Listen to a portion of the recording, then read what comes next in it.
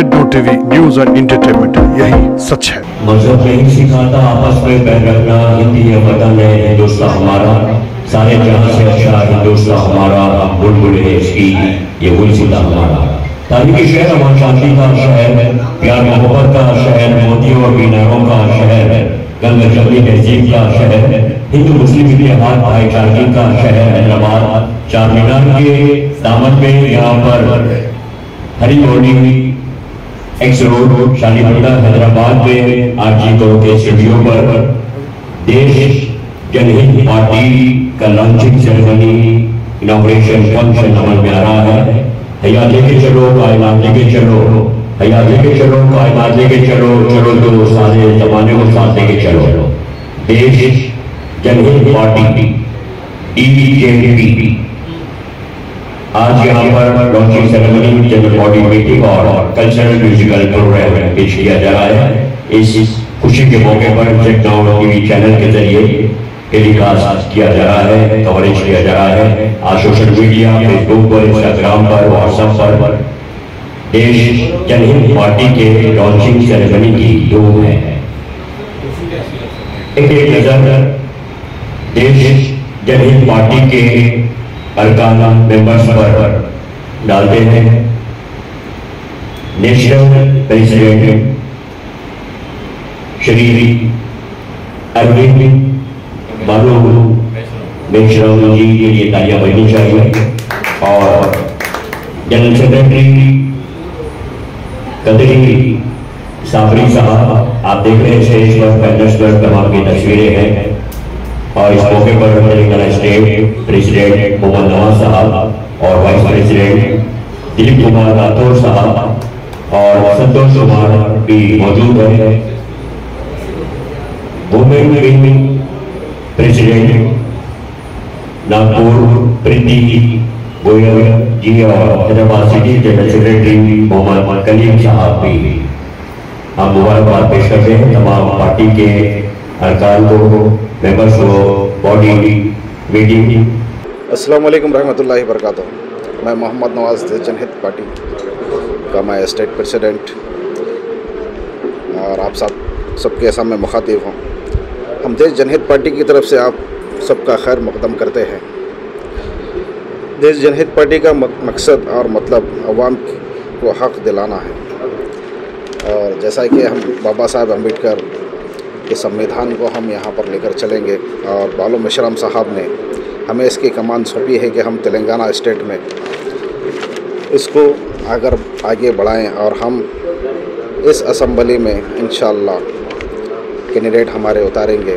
और हमारे दिलीप कुमार राठौड़ साहब हमारी स्टेट बॉडी पूरी मिलकर और जितने भी डिस्ट्रिक्ट बॉडी बने हुए हैं और उसके नीचे हमारे डिवीज़न बॉडियाँ बने हैं, ये पूरे मिलकर हम काम करेंगे और इस आने वाले इलेक्शन में इस सरकार को हम टक्कर देंगे।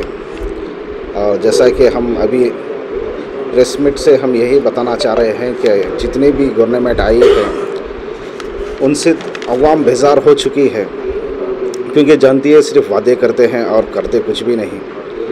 मुसलमानों पर आए दिन जुल्म होते जा रहे हैं, जैसा कि डबल बेडरूम के नाम पर हो या फिर मिनॉरिटीज़ स्कीम के लोन के नाम पर हो। इलेक्शन आते हैं तो चंद वादे करते हैं मगर दिया तो कुछ नहीं जाता। जब से ये TRS जो अभी BRS बन चुके हैं, उस गवर्नमेंट ने सिवाय वादों के और कुछ नहीं किया है। बस मैं यही कहना चाहता हूँ और हमारे तेलंगाना की अवाम से कि अभी जाग जाइए। अगर अभी आप नहीं जागेंगे तो बहुत देर हो जाएगी, फिर 5 साल तक आप सिवाय पछताने के।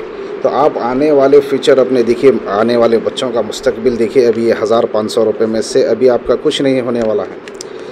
हमें सुनने में आता है कि 1500 रुपये देते हैं और वोट हासिल करते हैं। अगर वो आपको देते हैं तो लीजिए, लेकिन इस बार वोट हमें देश जनहित पार्टी को ही आपको देना है।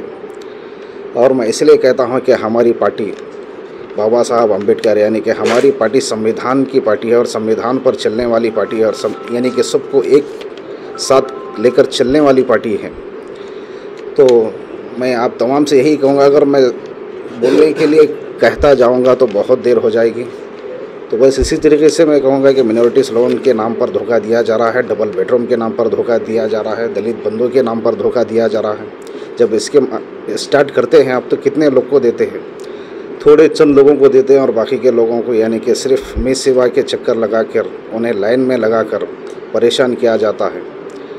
जिस तरीके से अभी हालत जो हम देखते हैं आए दिन, टैक्सी ड्राइवर, ऑटो ड्राइवर, बहुत सारे यूनियन एसोसिएशन उनके लिए काम कर रही है, लेकिन उनकी आवाज़ को आज तक नज़रअंदाज किया जाता है।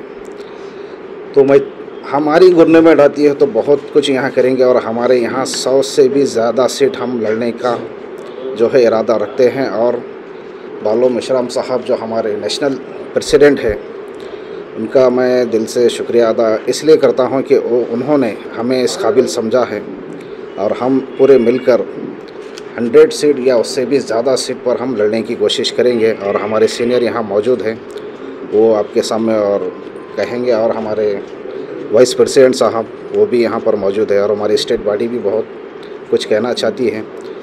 तो ये बेसिकली कहाँ से देश जनहित पार्टी नागपुर से है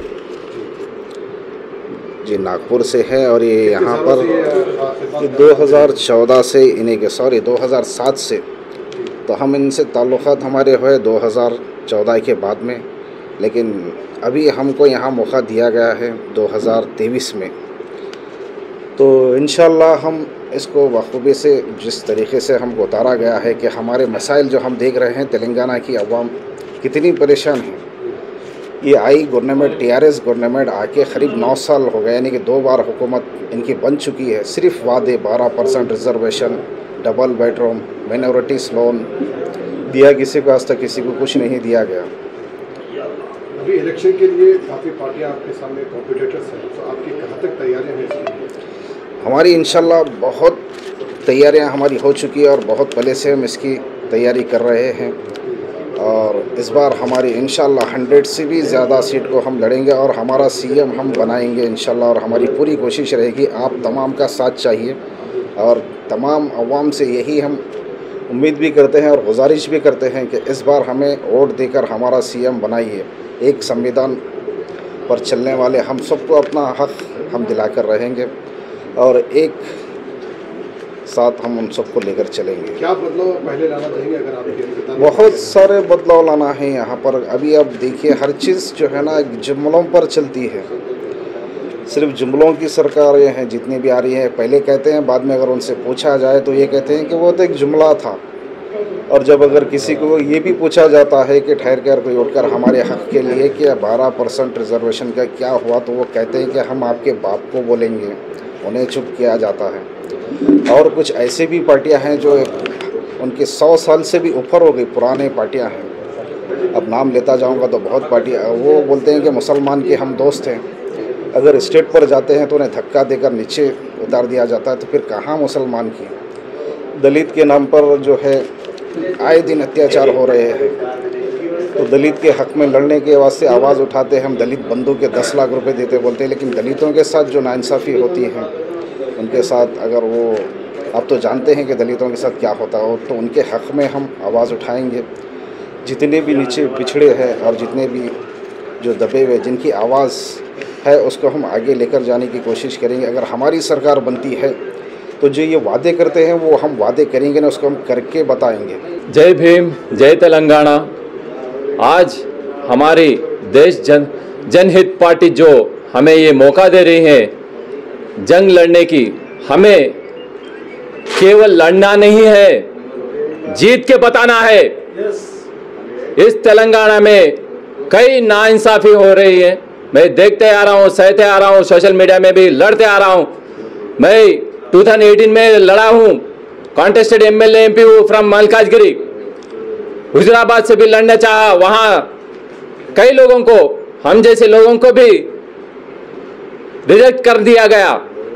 बहुत सहा और सोशल मीडिया में और ये चैनल वो चैनल में बात किया, सब बैठ नहीं आया, सब TV न्यूज़ चैनलों को भी खरीद लिया गया। ये KCR वर्सेस DKR है इधर। ये देश जनहित पार्टी हमें इस जंग में लड़ने के ही नहीं, जीत की उम्मीद दे रही है। हमें इस काबिल समझा और मोहम्मद नवाज साहब भी हमें इस काबिल समझा। खादरी साहब हमारे स्टेट वाइस जनरल सेक्रेटरी साहब भी है। हमें मौका दिया है और हम इसी किसी बहरहाल जीत के बताएंगे। हमारे आम पब्लिक जो गरीब है वही हमें वोट डालेंगे। गरीबों को हम धनवान बनाएंगे, इस काबिल बनाएंगे कि केसीआर भी देखता रह जाएगा और केसीआर को इस बार नहीं आने देंगे। हम उस काबिल हम जंग लड़ेंगे। जय तेलंगाना, जय भीम। मैं देश जनहित पार्टी से national general secretary Qadri Mohammed Sabir. आज हमारे देश जनहित पार्टी की जो स्थापना 2007 में हुई, हमारे राष्ट्रीय अध्यक्ष बालू मिश्राम साहब की मौजूदगी में आज हम 8 स्टेटों में पार्टी का काम चालू है और आने वाले समय में हम जो है हमारी पार्टियों को तमाम स्टेटों में लेकर जाएंगे। हमारी पार्टी का उद्देश्य है बाबा साहब भीमराव अंबेडकर जी की, टीपू सुल्तान और सम्राट अशोक। हमारी पार्टी में तमाम धर्म, तमाम जाति के लोगों को हमारी पार्टी में शुमार करा जाएगा। सर, 2007 से आपकी पार्टी काम कर रही है, लेकिन तेलंगाना में देर से आने की वजह? सर, उसमें ऐसा हो रहा था, देर से आने की वजह ये थी कि हमारे जो राष्ट्रीय अध्यक्ष थे, जैसे पार्टी होती है, दूसरी पार्टियों में क्या होता है कि वो पार्टी बनने के बाद वो पूरी जगह पे चली जाती है, मगर हमारी पार्टी का मकसद ये नहीं है। हम ज़मीन से काम करने वाली पार्टी है, कैडर बैच पार्टी है। इसलिए हमने स्टार्ट किया नागपुर से, जहाँ पर हमारा राष्ट्रीय कार्यालय है। वहाँ से हमने धीमे धीमे फूक फूक कर हमें दम भरना है, ना ही कि हमें पूरी आवाम के सामने, पूरे स्टेटों के सामने हवा करनी है। पार्टी जहाँ से बिलोंग करती है वहाँ पर क्या क्या तरक्की की है और यहाँ पर क्या तरक्की? अभी देखो सर, देखा जा रहा है कई समय से देश आज़ाद हुआ, जब से कांग्रेस ने राज किया, उसके बाद भारतीय जनता पार्टी आई, जो नरेंद्र मोदी जुमलेबाज, जो जब जब इलेक्शन आते थे, जब जब वो कोई स्कीम लेकर आते थे, आज जो है गैस के बाटले में 200 रुपये कम कर दिया, इसलिए कि तेलंगाना में, मध्य प्रदेश में, राजस्थान में और छत्तीसगढ़ में इलेक्शन आने वाले। इसके पहले उन्हें नहीं लगा कि गरीब आवाम जो है वो मर रही है। तो ऐसे नरेंद्र मोदी साहब, केसीआर और कांग्रेस, ये तीनों एक ही चट्टी बट्टी के लोटे हैं। मगर आवाम को समझना होगा कि आज जो देश जनहित पार्टी जो है वो हमारा विकास करने नहीं, हम गरीबों का विकास करने आए हैं, बेरोजगार को रोजी दिलाने आए हैं और जहाँ पर जो समस्या होती है उनको हम खड़े रहकर उसे संकल्प करने के लिए आए हैं। आपको क्या लगता है आपके जो ये इलेक्शन अभी रहेगा तो आपको कौन सी पार्टी से आपको ज़्यादा लड़ना पड़ेगा आपको? नहीं सर, हमारे बीच में तो कोई पार्टी नहीं है। हम तो अपने आप को और जो इतने सारे जो जनता है हमारी और इनका प्यार और मोहब्बत तेलंगाना को खींच कर लेकर आया है।